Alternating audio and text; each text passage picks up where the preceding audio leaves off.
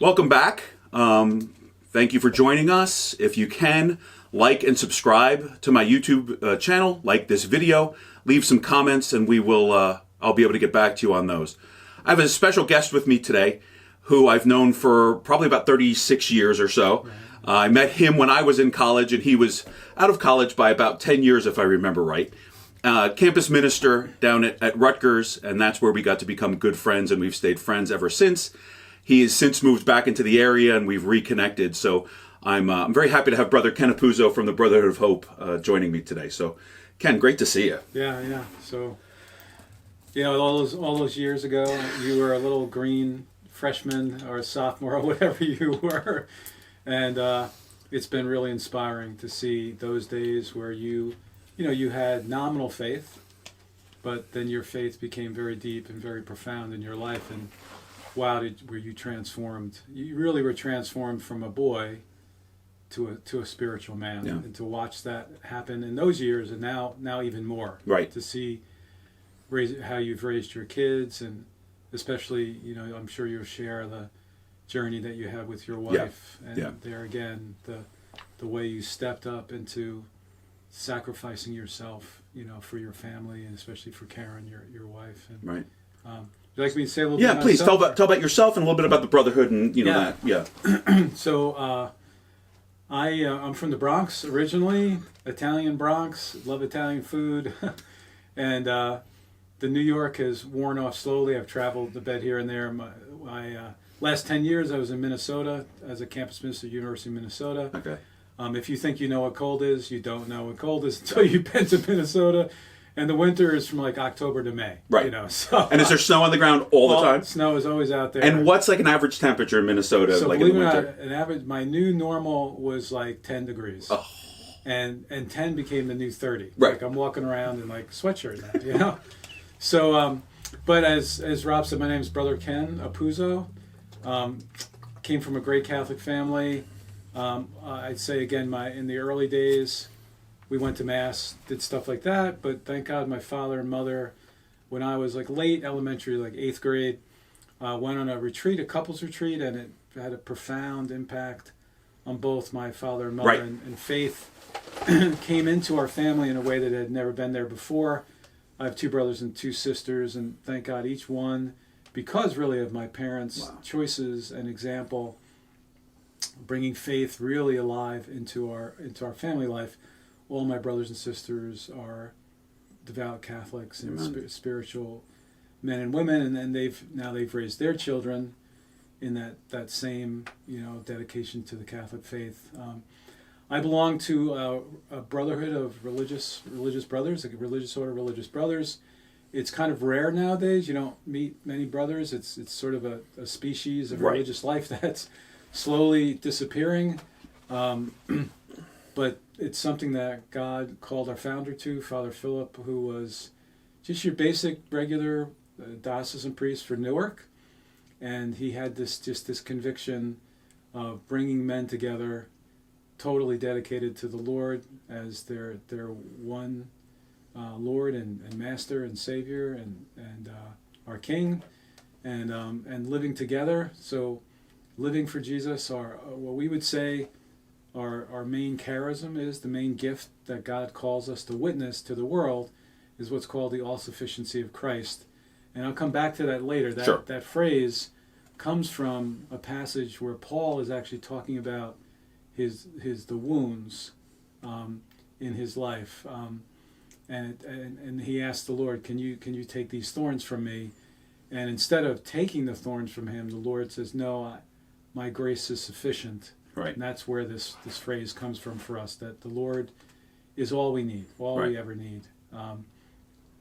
I met the brothers when I was in college, and I went on a retreat myself, and they were very instrumental in my own conversion in college at the end of my freshman year.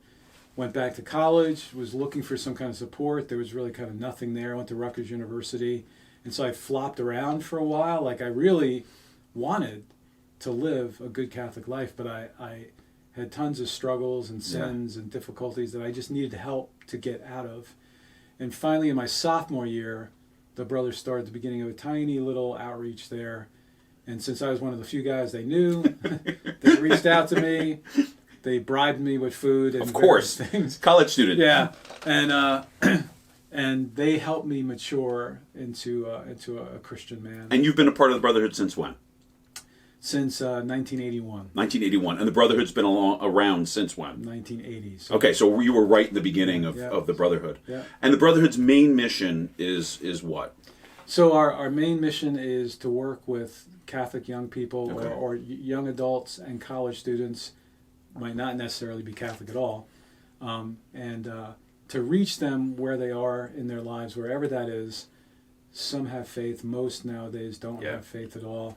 And also now that the sad thing is with the collapse of Christian values in our culture, young people are now raised with no values at all. Right. And unfortunately, not only is it terrible for our society and our culture, but it just breaks them. They're broken, you know. Yeah. The amount of young people, 18, 19, that I know on college campuses that already have serious mental health issues, already in serious medication. Yeah.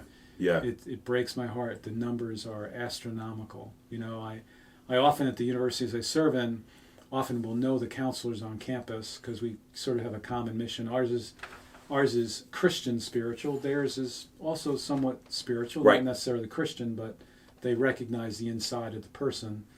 And they've said to me, you couldn't give us enough money to hire counselors to cover the needs of the students that we see. Well, and that leads right into what we're going to talk about today. Yeah. Is one of the things that you and I share in common, you from a first person, me from a second person, although it affected me, was the suffering in our lives and in a significant way. Yeah. Right. And I've shared on my channel before about Karen, a little bit about kind of giving in that she had suffered for really about 20 years with MS, and everything just got worse. Yeah. And then she wound up dying at the end of 21. But as challenging as that was, there were blessings that came out of that. And then you and I have been talking over the last probably 6 months, definitely within the last 3 months, and where we can share that common ground. So that didn't drop out, did it? No, I can always, that's fine. Just checking my camera, making sure everything's working. So I figured if you want to then kind of tell your story about where you are and kind of lead into to your situation. So I'd like to just read a passage from Romans 8 that's very, very, very significant to me now. And it's interesting in this topic of suffering, how so many people in their lives are really shocked and blindsided when suffering comes their way. Right. And somehow they just never expected that it would come to them, maybe other people. And so, but it's interesting. Suffering is very central to the gospel and to our faith. And I find it fascinating that people are so surprised when it comes their way. Also, how often it derails their relationship with God.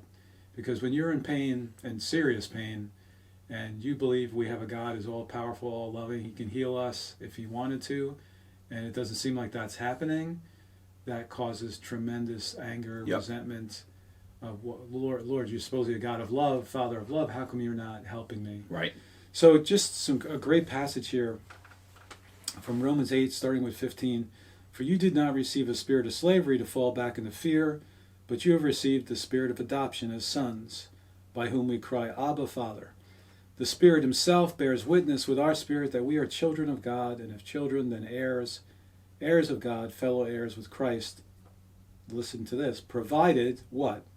So this passage is saying we're adopted sons and daughters of God. We're children of God.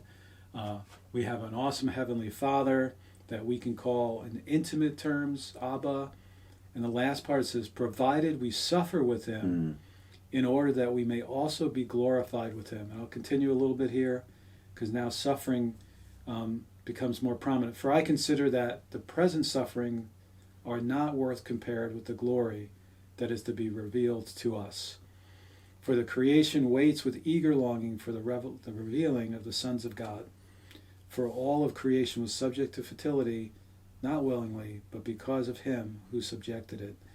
And so it's striking to me that in this passage that lays out this incredible relationship that God has with us as his sons and daughters and his adopted sons and daughters. And then the condition of living fully this relationship of son to daughters is provided that you suffer Right. with him. But it doesn't end with the suffering. That brings, it says, glory, Right. his glory.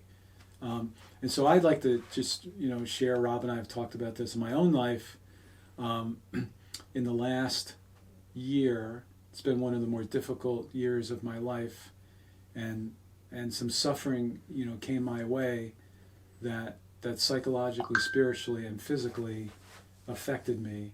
And so I won't get into all the little gory Sure. details of no need to. names or things like that, but I wound up in a situation. I was the general superior of our community, and our order just wound up in a situation where there just was some very difficult sort of political things happening, and rumors and things that were being presented about us that were not true and not very helpful, and basically ended up in the middle of a situation where, middle of almost like a wildfire, where a lot of negativity was being promoted about us and about our community that just wasn't true. Right. But it was like in our day, people read this stuff on the internet or whatever, and right away they just accept it. And that was especially hurtful, was people that you were very close to that really, really knew you, at times were buying into some of these rumors that were being Right. spread around. Right. You just couldn't believe it, because you're like, well, you know us that we don't. So what happened to me was, we wound up in I as a leader and a few of our other leaders in the Brotherhood, to try to resolve this situation. I wound up being in crisis management meetings for months, literally every day, every morning for a couple hours. The day didn't begin peacefully. It began trying to resolve Sure. and reconcile and bring the real truth out about things. And what began to happen to me was, I got more and more and more anxious and stressed and worried and concerned, because things kept looking worse, actually. And I've always been a person that has a certain level of anxiety in my life that's kind of it's a little river that runs deep in me. And I've come to see for different reasons in my past, I've had some traumatic experiences in my past that have made that can bleed into the future, into the present, Right. and things can trigger me with this anxiety. But bottom line, I was at the millionth crisis management meeting here, and I just began to feel kind of weird, and I literally just passed out. Wow. I just collapsed. Right. All of a sudden, my mind just was racing with fear and all these different concerns, and I just all of a sudden, I can't do this. Wow. I just can't. Yeah. I just can't do this. Yeah. So thank God the brothers. It was really clear to me that I had never experienced a breakdown like this before, at this level. I've had little ones, but this level, I knew I cannot keep going. Can't do it anymore. Yeah. I was overwhelmed with anxiety and stress hormones, where my entire body felt like there was kind of anxiety fluid running through my entire Right. brain. All my joints were hurting. Right. Almost like your adrenaline is continuing to just pump like crazy. Fire. Yeah. I was on fire. Yeah, which is crazy. And I had experienced little moments of this at different times in my life, but this started, and this was not going away. Yeah. And I experienced, I just would have never thought that something like this would happen to me at this level, but very, very humbling. I became very fearful Yeah. of things. I couldn't drive. I couldn't be alone. There were times where I was in the middle of stores and got super nervous for some reason. Wow. Couldn't be around crowds of people. Weird. I couldn't watch movies. 5 minutes into a movie, the amount of stimulation coming at me just put you over the edge. Just blew my mind. Wow. I was in the ER maybe 4 or 5 times within 3 months because I would get to a point. Thank God I never experienced an anxiety or depression that led me to suicidal thoughts. Right. But I'd say more was happening to me was my mind was so overwhelmed and my spirit that I felt like I was moving towards this sort of cliff. Yeah. And the cliff was basically I was going to lose my mind. Right. Right. So, so in God's mercy, I'm surrounded by great people. So the brothers right away realized we got to get this guy basically out of the battlefield. It was almost like I had been wounded in this battle and I was just laying in the field, but all the warfare was still going on, and I couldn't fight anymore. So God's mercy, the brothers, they just got me out of that situation, and began to help me get resources that could begin to help me recover. And so in the midst of this pain and suffering, anxiety and fear, and the worst year of my life, as people began to help me, I began to see a different side of suffering than I'd ever seen in my whole life, which was my suffering was engaging with other people's hearts in a way that I needed help.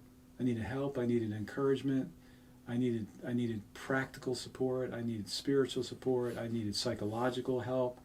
And around me, thank God, this whole army of good-hearted people, many of them who they themselves had suffered like yourself, and I was able to begin to have conversations with you. How did you do this? Right. How did you make it through something like I'm going crazy? Yeah. I'm going nuts. I can't. How long is this going to go? Is this the rest of my life? Am I done? Right. All these fears. Well, and I want to just add too, one other thing that you haven't mentioned yet, and I don't know if you were going to, was the other physical things that you were dealing with at the same time. Yes. So along with the psychological pain, the perfect storm of my right knee had been bad for a long time, so I had to have a knee replacement. Yep.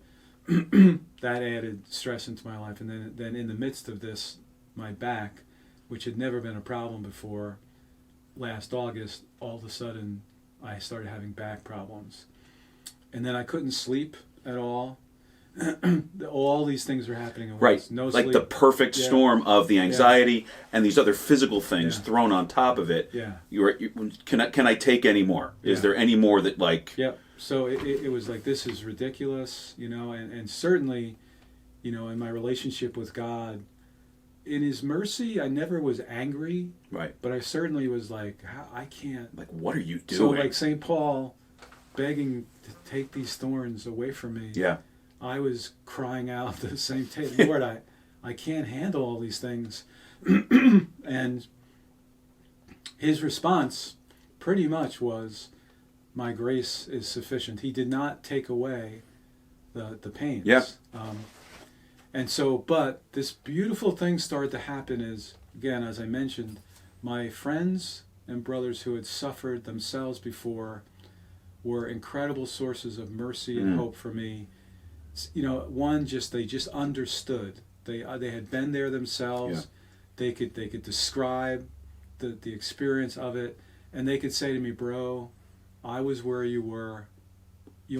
There's a time you'll get past this. You can't see it right now, but not saying that you won't have any pain or whatever, but God will help you get past it. Yeah.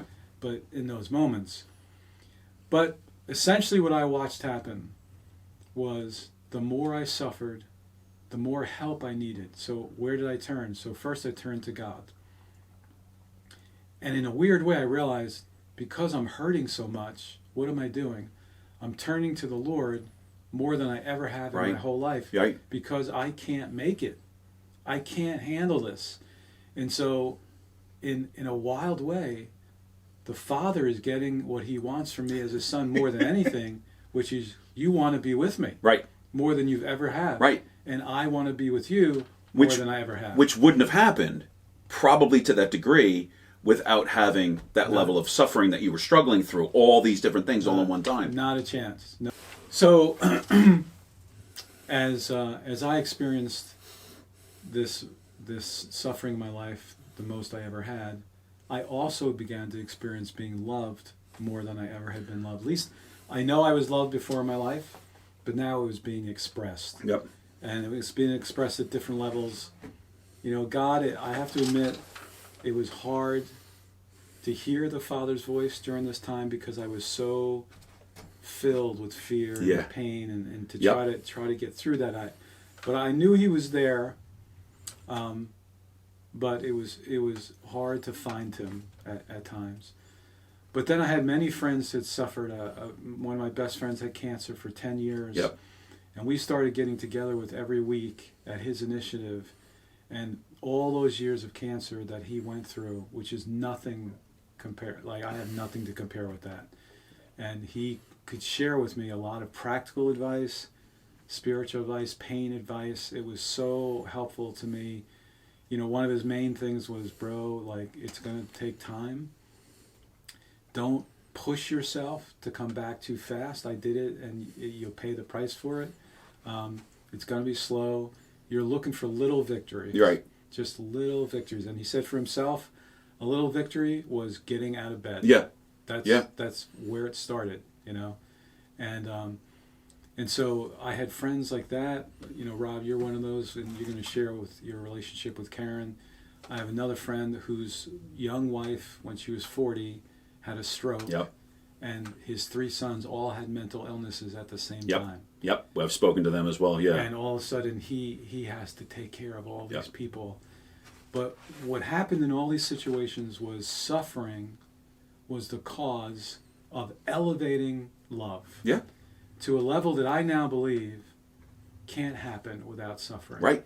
And I think that's what that passage is saying, is that the glory of the Lord is revealed through this salvific suffering and brings about a level of love that cannot really happen without it. You know? Right. And so I would say that, you know, suffering is a necessary sort of condition for this profound love that we can share with Jesus on the cross. And so now I regularly marvel at how God expresses love to me himself and through other people through this season of suffering in my life. And I'm much more hopeful now. My counselor just actually recently said I'm out of the darkness of the anxiety and the depression that I was in. That's huge. My knee is starting to recover. My back is still, you can pray for my back. It is not responding to anything. It's a stubborn brat, you know. So it's fun getting old too, because that doesn't make it any easier. If you were 20, that would probably be easier, but it doesn't make that any easier, you know. But Rob, I'll turn this conversation over to you because you have lived through. You're one of those guys who've lived through this also, and you have a lot to share. Well, and you know, I've shared on the videos a little bit about Karen's story. I'll start by saying, cradle Catholic, but I know I was immature. I mean, I know each different step, you know, going to college, doing all those different things. I was a very immature young man, and, you know, we got married in the early 90s, and I used to say, with Karen getting sick, I used to say that this is not what I signed up for. Sure. And I had to change that, because it was what I signed up for. Right, It's just not what I expected. Absolutely. But so briefly, and you know the story, back about 2003, Karen started having an issue with her eye, and she went to the eye doctor, and they said it could be a precursor to multiple sclerosis. And then since then, she just started to progressively get worse, where her legs weren't working great. She had to stop driving. She had to be canes and walkers and then wheelchairs. And then for the last 5 years of her life, she was stuck in bed. So, and she, through her, I mean, we had these conversations a lot. She lost so much freedom and lost just so many different things. She had to depend upon people. And so she would have admitted her pride was what needed to take the hit, right? Where she could do this all on her own and she doesn't need anybody's help. And people would come and visit us, especially when she was in bed. They'd come and go, is this, are we going to enter a sick room? What's this going to be like? And people come in and they were joyful. She's sitting there fully dressed, conversing, having a great time, because I don't think people knew exactly what to expect. Sure. And, through that, as much as she had her bad days, weeks, months, especially as she tried so many different things that didn't work. And as a matter of fact, she got worse. We would do these different treatments and she'd come back home and be worse. So same thing, like you're saying, what, why? Yeah. Lord, don't you love us because you're not answering this prayer? These amount of prayer, she got, anointing of the sick so many times. She got prayed over, prayed with, prayed for. And it's not where God had it for her. My kids, she homeschooled all our kids through this entire time, which was amazing. Yeah, amazing. And talk about God providing is, as Karen was getting sick, there were things she couldn't do around the house. Well, she had 4 built-in helpers that we couldn't have predicted to save our life. So you see these different things along the way, even where it's not even these big things, but just these little movements and these little things that happen. About 6 months before Karen died, I was in the bedroom with her. We usually had like home health aides coming in, and I'd have to help her with different things. I mean, she couldn't even reposition herself. I mean, that was where it was. She could eat only if her hands were working. If she got too warm, she couldn't use her hands. Wow. And then she was in and out of the hospital a lot. She had a woman who helped us for the last 2.5 years of her life, and we really say it's the reason why she stayed alive for that long, because they became really good friends. They prayed together. And those were the kinds of situations that came up. She inspired some of these young home health aides that needed a mother figure. Because at one point Karen said, what am I going to do while I'm in this bed? Well, she did a lot for people when she was in the bed. Yeah. She's more of an extrovert than I am. She always had people coming in and talking and praying with her and having dinner and all that. Yeah. But about 6 months before she died, I was in the bedroom with her. It was just she and I. Nobody was in the house. And I said, Karen, in spite of my own weaknesses and my own mistakes and my own challenges, I look at what's going on in life and I look at where our children are, and I wouldn't have done anything different. And she paused for a second and she went, I hate being in this bed, but I wouldn't have done anything different either. Wow. So, right, you get to that point for her. We honored her for her baptismal day. I want to say it was 20, because she died in 21. All 5, me and my 4 kids each honored her, and without consulting, we all said there was a difference in her demeanor in that fall, about a year before she died, where it was a level of acceptance, more of a joy that she had. And I'm fully aware, as you're talking about, where you get to see the Father, you get to feel people's love, you get to experience that in a new way through all of this, because it wasn't easy. It wasn't exactly what I expected to do for the last... I didn't expect to be a widower at 51. But you get to see all these different things. You get to see these different blessings that come from it. And I know, or I'm pretty convinced, that my kids would not be where they are, or I would not be where I am without having gone through all of that. To give the experience, to give the perspective. I had people, you've had this probably happen to you too. Somebody would come up and start telling me their problems. Yeah. And then they'd pause and they'd go, oh, but I don't want to burden you with my problems, and I laugh and I pause and say, your problems are still your problems. They're no less of a problem for you than it is, Yeah. And so I always found that interesting too, because I think people felt bad. I'm going to burden you with my issues when you're dealing with so much, And people would say to me, and I'm sure they say the same thing to you, how do you do it? How are you surviving? Yeah. And I'd say it was just because, God's allowing us to survive. God's allowing us to still laugh and have joy in the midst of all of it. And not only that, from our perspective, we literally had to face death. Because one of the things that I think really woke me up in the midst of it all with her is 2015, she was in the hospital for the first of many bouts of her being in the hospital. And I went down to lunch, and they were looking for me because when they were working on her, she coded on the table. Wow. And so after that, I had to go, I had conversations with counselors. I called my kids. I called different people to explain that. But that's when it became very real for me too, that we're not playing a game here. Like things are getting taken care of and all that kind of stuff. But there's a good chance she's not going to be like a 60-year-old or a 70-year-old in bed. Yeah. That God's going to take her. And so in a weird way, God answered her prayers of being healed, right? Because now she's with him. Amen. But yeah, I mean, I think, people would say to me, how are you doing it? And I'd say, I don't know how people can do this without faith. Yeah. I don't see how people can, because there's no purpose to it if we're just suffering just for the sake of suffering. You know, and there's certain things we can choose, right? You know, if I want to lose weight, I'm going to go out and run, or I'm going to eat better. That's a chosen suffering. But these aren't things that we chose. These are things that got given to us. What do we do with it? Yeah. You know?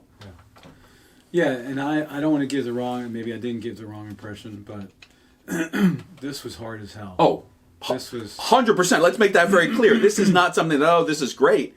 It's like, impossible feeling. Because you can read all this language and, you know, the glory of God. And right.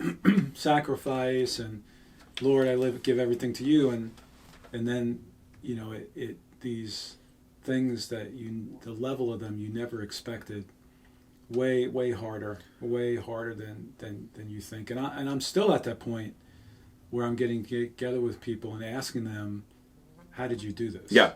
So I had a beautiful conversation with this, you know, young wife who had a stroke 10 years ago and the left side of her body is paralyzed. The other day we were talking and I feel like there's a true cross and a false cross out there. The true cross, right, didn't leave Jesus dying forever. Right. He was resurrected. Right. So the glory, you know, Jesus says at one point, right, for the glory that lay beyond the cross, Jesus died for us. And then Jesus rose for us. And so sometimes I think the false cross is that we can think that this is just going to go on forever. Yeah. Yeah. I'm just gonna hang here dying forever. And no, the Lord's going to spiritually bring you through to the other side. Right. To the glory, the joy that lay beyond the cross. Right. But obviously, only He can do that. You're not going to will that. You're not going to, you know... No, I'm not going to muscle through it or... Yeah. And that's when I talked to this young woman about it, because I can see that she's on the other side of the cross. Here's someone that half her body's paralyzed. It's been like that for 10 years. Her life has really gotten very small and very simple. And yet, she said, profound grace. The first few years, I was frustrated and angry and no faith, and you just lost. And at some point, God just changed me. Yeah. This grace came where, like you were saying, Rob, she was able to say, these are the best years of my life. Yep. I've talked to both of them as well. And I mean, you know, her husband and I have spoken because we're in a similar spot. He said it was the best thing that ever happened in their relationship, which is crazy to say that a level of suffering is the best thing. And on the opposite side of that, and you and I have both seen it, where somebody experiences hardship or suffering and they lose it. Yeah. You know, they start drinking or they start like dealing with things. And that's, I mean, unfortunately, that's more commonplace than being able to kind of live through it and find the Lord through it. You know, hopefully He still uses that for people to find Him. But we've both experienced that where it's just people lose it, you know, and I'm so grateful that in the midst of it all, even my, you know, the little bit of faith that I had a chance to be able to see through it, right? And like I said, you're in the same boat. How would we have gotten through this? How would we continue to be getting through this? Because like you said, it's not easy. I miss Karen every day, you know, and I'm even within the last couple of weeks just kind of processing through some things that I don't even know if I processed through yet fully. But then you look around and you see what God gave us because of it. You see the impact from my end, the impact that Karen's had on people's lives. And, you know, the fact she's been praying for people and, you know, giving a lot to people when she was alive and hopefully continuing to pray for them now. And I'm sure you see the same thing. I mean, just the way that you've given to all of us over all the years, right? And how you continue to do so, now being a witness for going through all of this. But I think our point is that pointless suffering is just that, pointless. Right. We can't do it. We can't muscle through it. And the goal of suffering, in some ways, it's hard to look at it, but it can be a gift so that we can actually find the Father's love. And because we really have a couple different choices when something comes up. We can either bail or we can start looking, well, why? What's going on and what do I need to do with this? So, but this is great. I think we'll wrap up at this point, which is great. If you can, please like and subscribe to the channel. And I'm greatly appreciative that Brother Ken, who I've known for a long, long time, has joined me. And so maybe you'll get to see him at another point along the way. Thanks again, Brother Ken. Appreciate it. Thanks.